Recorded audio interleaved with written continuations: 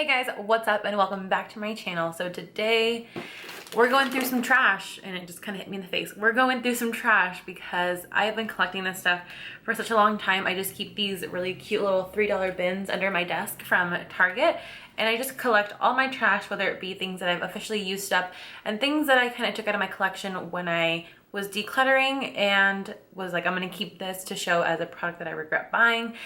So yeah, so if you'd like to see things that I either regret buying, finished up, or just other empties that I'm kind of neutral about, then just keep on watching. So I finished up my shampoo and conditioner. They were the Total Repair 5 from L'Oreal. I really liked these. My hair just always felt so silky soft after, and my hair the next day just looked nice and enough to where I didn't feel like I have to do anything to it. Like I didn't have to. I could totally just roll out of bed and go out like that and be totally fine. Really, really like them.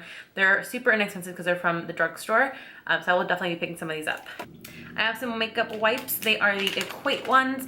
I always just love these, especially for swatches, for cleaning off my desk, things like that that aren't super, don't require any kind of fancy face wipe. So I do love these. I buy the 2 packs and it has 120 for like $6 at Walmart. I love those. So I just like to keep a pack always on hand for, like I said, swatches, whether it be like cleaning my makeup, like around the compacts, cleaning up my desk, because they do wipe down the white IKEA desk really nicely. They don't leave a film. They don't leave any kind of like streaks or anything. So I love these, and they're super inexpensive too. So I fell back in love with the Neutrogena wipes, and they just take off everything. I do sometimes, I'm not gonna lie, go to sleep without washing my face after doing one of these, kind of every now and then. Kind of a lot lately. But I have definitely been seeing signs of little bumps, so I'm gonna stop doing that. But it is nice for like days that you're, you know, kind of really tired, you're exhausted, or days that you kind of are like traveling or, you know, don't really have a sink or face wash on hand. These are awesome. So I would definitely repurchase these. These are one of my favorite makeup wipes ever, and I'm so glad to finally have rediscovered them again. I have a couple face masks here, and these are just the sheet masks from the brand. Oh, I took them off. The brand used to be up at the top, and now I don't know what the brand is, but they look like this. You can get them at like stores like Pretty and Cute. We have one here in Portland. I actually got these at Forever 21. I do really like these for, you know, just quick pick-me-ups. They're not super intense. They're not gonna give you prolonged results, but just for like a nice pamper night, it will make your face super plump for like a day or two. And I love that about them. They each do something different. The collagen one though, especially, I feel like really help plump up my skin. Definitely check these out. Little Asian markets and stuff, they always have a ton of these, and they're always super cheap. I'm not sure if they still sell these at Forever 21. I don't really go there anymore since I don't work there. I haven't gone clothes shopping in forever. Finished up our Colgate Optic White Platinum White Express toothpaste. I really like this. It does give me a little bit of sensitivity. My teeth kind of hurt a little while I'm brushing my teeth, which is kind of weird, but I do like the effects that it gives. After like a couple days, your teeth look so much whiter. I have repurchased. Will I continue? I'm not sure, because I don't know if I want to keep putting up with that pain. I finished up my Makeup Forever Mist and Fix. I do really like this product. However, if I had to choose between this and Fix Plus, I would definitely go for Fix Plus. I know Fix Plus isn't technically a setting spray, so if I had to pick another setting spray that I prefer a little bit more than this guy, it would be the Urban Decay All Nighter setting spray. I don't know, I liked it, but it wasn't something that really wowed. You know, MAC Fix Plus is really hydrating. It really makes my glow a lot more intense, and Urban Decay's All Nighter really helps to kind of make my makeup really stick. This one, I feel like just kind of helps take away any of that powderiness, but I don't notice a prolonged wear out of my makeup whenever I use this guy. I finally finished up my Laura Mercier Loose Translucent Setting Powder. This guy took me forever to finish. Luckily, I had a backup ready to go because I knew that I would finish it at some point. I just didn't know when. I kind of just decided to toss it because it was more trouble trying to get it out than it was to actually use it. Next is the Benefit Hoola Bronzer. This is only the second bronzer that I've ever entirely finished up in my life. I've only ever finished up the NYC Sunny Bronzer, and now the Benefit Hoola. I really liked this guy. I love the packaging. It's just so cute. You get a ton of product in here. It lasted me forever. It's also the perfect powder to kind of contour or bronze with. It's not too warm, it's not too cool tone. It's right smack dab in the middle, so it fits everyone, and you can do either or, whether it's contouring or bronzing. Totally works for either one. We'll definitely pick this guy up again once I kind of run through another bronzer. Keeping with the theme of powders, I also finished up my MAC Mineralized Skin Finish Natural in the shade Medium Plus. No, just Medium. And this guy did actually break on me, so the little pan guy is no longer in here, but I did pretty much get to the very end of it and I did really like it. So I'm keeping the container to back to MAC it, because if you don't know, you can take back 6 empty MAC containers for a free lipstick, eyeshadow, or lip gloss, I believe, at any MAC store. It has to be a store. I believe at a counter you can only get a lipstick. This powder is kind of a hit and a miss. Like, I do really love it, but it actually created like a weird film over it, and I never used a beauty blender on it. I never did anything with it. It literally just started kind of hard panning over, and I tried to like scrape it off, but it just kept happening. That's just going in the trash. I don't think I'd ever repurchase this just out of fear of it happening again. But at the very beginning, I did love it and I was like obsessed. But yeah, I don't know. After a while, it just kind of stopped working for me. For concealer, I finished up my L'Oreal True Match. I loved this guy to carve out my brows. I would kind of just take a little brush and pick some up and then just kind of go over the edges of my brows and really help carve them out. So I like to use a little bit of a thicker, drier concealer like this, and the Hidden Agenda Concealer Palette by Sonia Kashuk is amazing for carving out your brows. Another concealer is my Urban Decay Naked Skin Concealer. I loved this guy and I literally was so in denial about the fact that it was out. So creamy, so great for the under eyes, all over the face, everywhere. It is a dream to blend out and it's such full coverage. I really love it. So I will definitely repurchase this product in the future. So this next one is the NYX Porcelain Concealer. This one, I think I'm just getting rid of it because it's way too light for me now. Like, it is pale and it's a little too pink, but again, I do love this guy for carving out my brows. So I'm gonna try to find it in a darker shade, like 1 shade darker. I think I actually might have a darker shade in my kit. I have a bunch of these in my makeup kit. It's a little bit drier and thicker, so if you're not a fan of that, definitely don't go for that guy. Next, I have the MAC Pro Longwear Concealer. I used to be an NC30 way back when. Now I'm like an NC15. It's so sad. But yeah, I used to love this guy, and I don't know, I just stopped using it because I got too pale for it. It's expensive. I don't know if I actually would, but I did really like it. So next I have the Rimmel Match Perfection Concealer, the 2-in-1 highlighting concealer. I do really like this guy, especially the applicator, since it's kind of like that little squeezy brush kind. So it's super awesome for highlighting and just kind of concealing all over my face. I think that I would repurchase this guy, but I feel like it's a little too light coverage. I would like it to be a little bit more full coverage. So now that I have those LA Girl concealers, I don't think I'll repurchase this guy for a while, but I definitely would recommend it for someone who's starting out, doesn't want a whole ton of coverage, and something that's pretty inexpensive from the drugstore. I really like this guy. If you are looking for a good medium coverage concealer that's really creamy, really easy to blend out, and really awesome at applicating, definitely check out this Rimmel Match Perfection or the LA Girl Pro Concealers, because I feel like they'd be similar in price. So yeah, that's just a little bit more accessible. Next, I have a couple mascaras. I have the Lash Blast Volume from CoverGirl and the Organic Wear from Physicians Formula. They just didn't really work. I feel like the brushes on these two are way too thick for me now. Like, I'm not a fan of this huge fat brush. It gets everywhere. It gets like all over my skin, and I just feel like it's just, I don't know, I kind of grew out of these. I used to love them so much. I kind of regret buying them again because I was so excited, but I didn't really love them like I used to, which broke my heart a little bit. I finished up a Baby Porefessional. Kind of made me remember how much I love this product. A nice kind of smooth, even, poreless look. I think I would repurchase this in the future. I used to buy it all the time and time again, over and over. This won't really do too much for oil, but it is really good for pore issues and just kind of smoothing everything out. So I kind of finished up a Clarisonic brush head. They say to change them every 3 months, but I honestly took way longer to get a new one. Honestly, after finally repurchasing a new one after like 6 months, seriously, you can tell a difference. At first I was kind of like, oh, it still works fine. But then once I got the new one, I was like, this is shit now.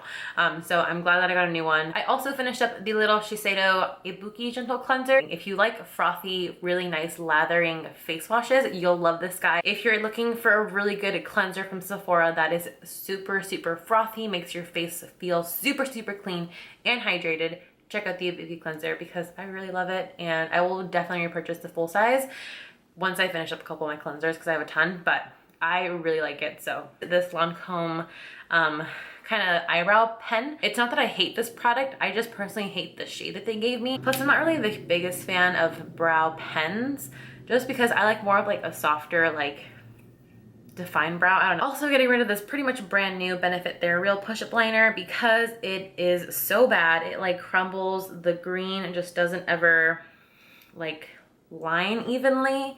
It just always looks really bad. I'm just gonna get rid of that guy because it's not gonna help me or anyone, so that's going in the trash. This Stila Kitten I didn't even finish because it seriously kept crumbling on me.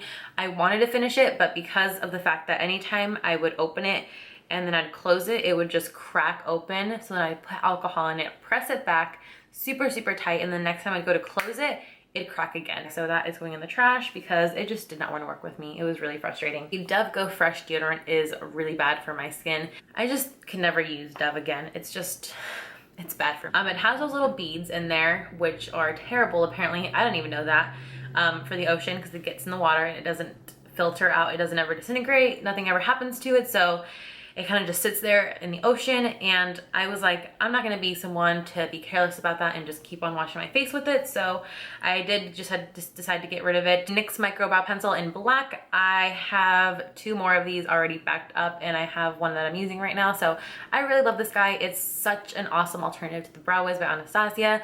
I love that one too, and I will buy it every now and then. But for 10 bucks, and you can get these 2 for 15 at Ulta when they're like buy one get one half off, why wouldn't you do that where one Brow Wiz is 21? So this guy is just so old. I really need to get rid of it.